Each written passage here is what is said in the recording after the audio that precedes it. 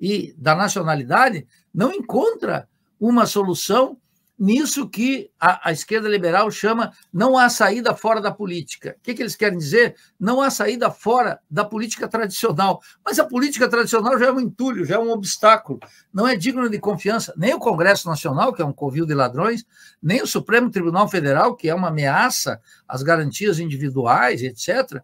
E, sobretudo, esse recurso último que você mencionou, a esperança da esquerda liberal, naturalmente, em recorrer à justiça burguesa para dirimir conflitos que são de natureza política. É uma situação grave. Não, é interessante isso que você colocou, que a sociedade está prenha da revolução, né? Está precisando de um parteiro, tá?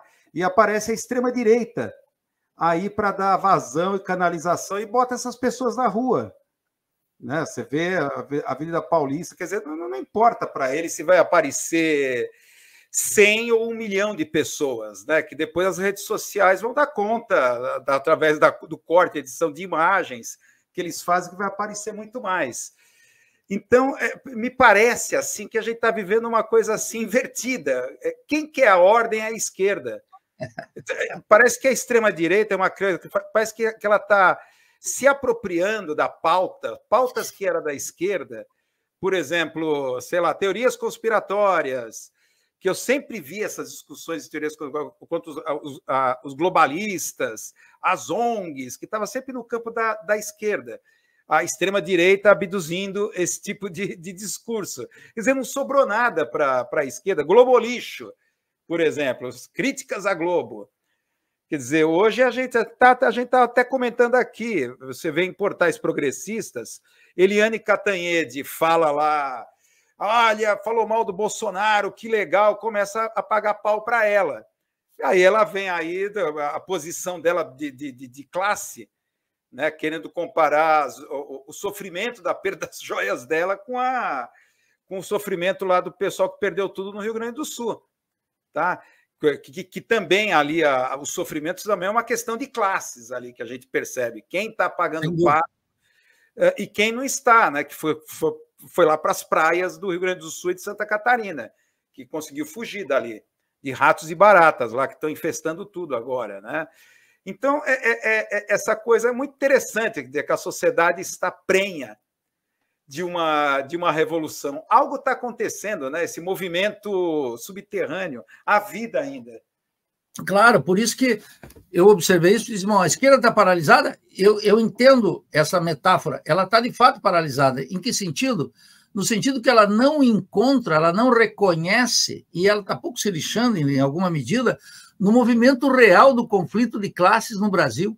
Então, ela paralisa. Mas esse conflito, a despeito da sua paralisia, ele segue e vai ganhando uma voltagem cada vez maior. A propósito da comunicação, eu vi hoje um dado, o governo Lula, ele turbinou os recursos de propaganda para a Rede Globo.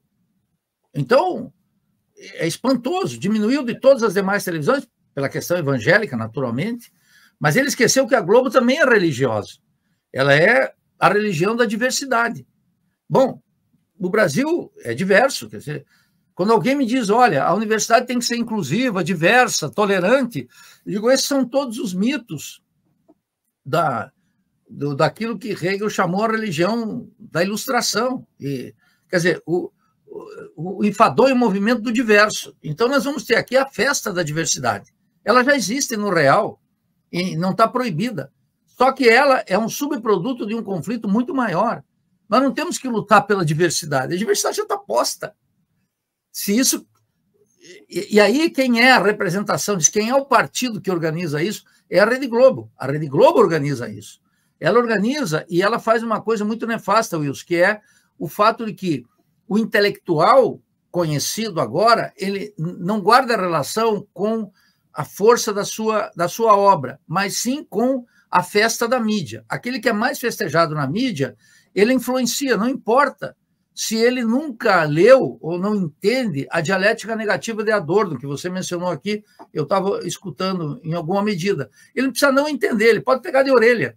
Ele pode fazer uma mençãozinha desde que ele frequenta a entrevista da Globo News, desde que ele compareça na CNN. Então, a festa da grande indústria cultural produz um intelectual adequado à ordem, embora pareça um pequeno rebelde das pequenas causas. Então, é realmente uma situação grave que importa dos países centrais uma agenda. A direita, ela também importa a sua agenda. Eu conheci no Rio de Janeiro, no governo Brizola, que foi meu primeiro emprego, lá nos anos 80 do século passado, e o René Dreyfus. E o René Dreyfus escreveu, além da conquista do Estado, ele escreveu um livro que chama O Jogo da Direita. Então, como é que é o jogo da direita? Ele mostrava como, tanto no Estado quanto na sociedade civil, a direita se organizava através de mecanismos, ONGs, ou mesmo organizações da sociedade civil e linhas do Estado capitalista para manufaturar uma opinião pública e ter um controle político. Aquilo que na tradição marxista, na qual eu me formei, nós chamávamos de uma luta ideológica. Então, a esquerda hoje, ela não renunciou à luta ideológica, ela renunciou à luta pela Revolução Brasileira. E ela adota pedaços, quinquilharias da ideologia burguesa, o pluralismo, a inclusão social, a tolerância, que são todos valores preconizados, digamos assim, pela herança da Revolução Francesa, das revoluções burguesas, e que não podem ser realizados nos marcos do capitalismo. Essa impossibilidade é que coloca essa esquerda completamente domesticada, completamente paralisada nesse sentido, na agenda da classe dominante. E é os dois lados do liberalismo. O liberalismo sempre teve um lado de direita e um lado de esquerda. Uma esquerda liberal e uma direita liberal. Essa direita, nos países da periferia capitalista, quando o liberalismo de direita não dá mais condições, porque as classes subalternas rangeram os dentes contra a dominação e querem ser o quinhão da riqueza que efetivamente eles produzem, o recurso é o terrorismo de Estado. Pode assumir uma modalidade, como na Colômbia. Pode assumir uma modalidade como o terrorismo de Estado na Argentina. Ou pode ser uma ditadura, como no Brasil, que convive não com um ditador como Pinochet, mas como uma eleição sucessiva de ditadores, que passam por uma certa... Toda ditadura tem uma ordem jurídica. Toda ditadura tem uma ordem jurídica. Isso a gente, até intelectuais da direita, assim, conservadores, como Max Weber, reconhecia isso na União Soviética, de tal maneira que, desde a eleição que opôs Bolsonaro a Haddad, nós estamos nessa toada, nessa contradição que você localizou bem. A direita liberal, e nesse caso a ultradireita, em nome de uma liberdade abstrata, ataca o sistema político. E a esquerda liberal, em nome da defesa de uma democracia igualmente abstrata, defende o atual sistema político. Então, nós tivemos uma inversão clara em 2018, Wilson, que foi, pela primeira vez, a esquerda, diante de uma ultradireita, porque a disputa anterior era uma disputa petucana, era petistas e tucanos, o mesmo sistema, eles tinham a mesma economia política, e estão todos com a mesma economia política, que eu chamo uma economia política do rentismo. Desde 2018 e a eleição de 22, quer dizer, a vitória de Bolsonaro e a vitória de Lula, elas consolidam essa contradição. A direita, em nome da liberdade abstrata, que ninguém sabe o que é, eles atacam o sistema político. E a esquerda, com Haddad e Lula, a esquerda liberal, em nome da defesa da democracia, eles acabam validando esse sistema. Olha, esse sistema não tem apreço do povo. Imagine 1 milhão de presos no Brasil, a maioria pobres, trabalhadores, etc. O que eles pensam dos tribunais? Eu tenho uma grande desconfiança, Wilson, não sei você, os que nos escutam, de ter que nos defender nos tribunais. Eu recorreria aos tribunais, mas mais ou menos como o Fidel fez quando foi preso por Batista. A história me absolverá. Faria um discurso contra a própria existência dos tribunais. Eu não confio no STF, eu não confio Quando eu olho as decisões do STF sobre direito trabalhista no Brasil, Wilson, com a absoluta maioria dos ministros indicados por Dilma e Lula, absoluta maioria, a última ministra que defendia alguma coisa dos trabalhadores era a Rosa Weber, porque ela vinha do direito do trabalho. Os demais sancionam completamente contra os direitos dos trabalhadores. Ora, um trabalhador que está no chão da fábrica, que não tem carteira assinada, não tem previdência social, não tem os direitos elementares, hora extra, adicional noturno, insalubridade, como é que ele vai acreditar na justiça? Se a vida dele é uma coleção de perdas diante das barras dos tribunais. Essa questão do chão de fábrica, sem direitos, tal. Por outro lado, tem esse discurso do empreendedorismo, do individualismo. Então, não, eu vou ter a liberdade. Aquela coisa que o capitalismo, né, a abstração, né, da troca da força de trabalho com o equivalente geral do dinheiro, coloca essa ilusão, né, de que eu vou escolher o meu emprego, eu escolho o meu patrão. Aí, em troca, recebo o salário, né, que é o equivalente geral, que me dá uma sensação de liberdade, porque com o dinheiro eu posso comprar qualquer coisa. Então, sei lá, desde o George Lukács, né, o História e Consciência de Classe, eu até acabei relendo esses dias aí, porque eu achei sensacional. É um livro herege. É um livro herege.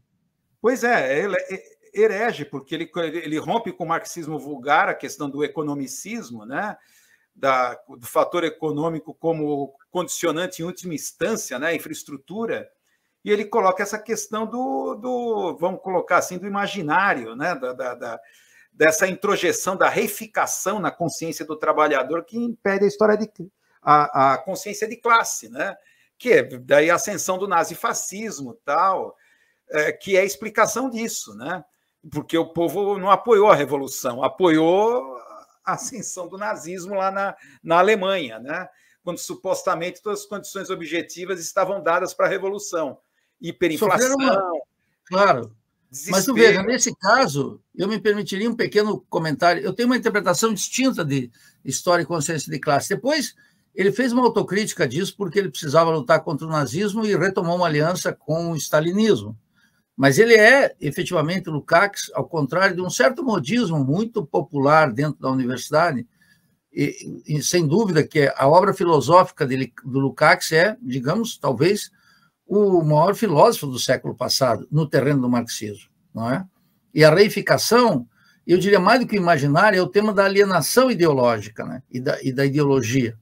Então, agora, é claro, você veja que você resgata algo que eu reputo a mais alta importância. A teoria, Wilson, deixou de ser a companheira da esquerda. Então, a esquerda liberal, e em particular sua versão mais nefasta, que é a esquerda identitária, mais nefasta, afirmo categoricamente, ela é uma esquerda com profundo desprezo pela teoria e pela filosofia em particular. Vou dar um exemplo. O livro saiu no Brasil, traduzido, O Assalto à Razão, a trajetória do irracionalismo de Schilling a Hitler, de Lukács. E eu tinha estudado esse livro quando eu fui fazer minha pós-graduação no México e encontrei na tradução da Grijalbo, a editora espanhola. E esse livro é um livro fundamental e eu tinha esperança, Wilson, que esse livro teria uma repercussão no Brasil. Por quê? Porque nós estávamos, supostamente, diante da emergência da aparição do irracionalismo na forma de bolsonarista, não é? O irracionalismo, o terraplanismo, rezar na frente de um pneu, esperar disco voador, e a vacina, e todas essas expressões aparentemente irracionais que um outro intelectual muito importante na América Latina, Franz Henrique Lambert, chamava a racionalidade do irracional, como ela é funcional. Então, quando eu olhava isso, eu dizia assim, bem, a obra de Lukács, essa obra extraordinária, que eu reputo da mais alta importância, né, que é o Assalto à Razão, e a trajetória do irracionalismo, você mencionou aí, de Schilling a Hitler, quer dizer, a manifestação suprema do mal. Eu pensei, bom, agora Lukács vai ter uma chance, uma hora absoluto silêncio, Wilson. Ninguém fala nessa obra.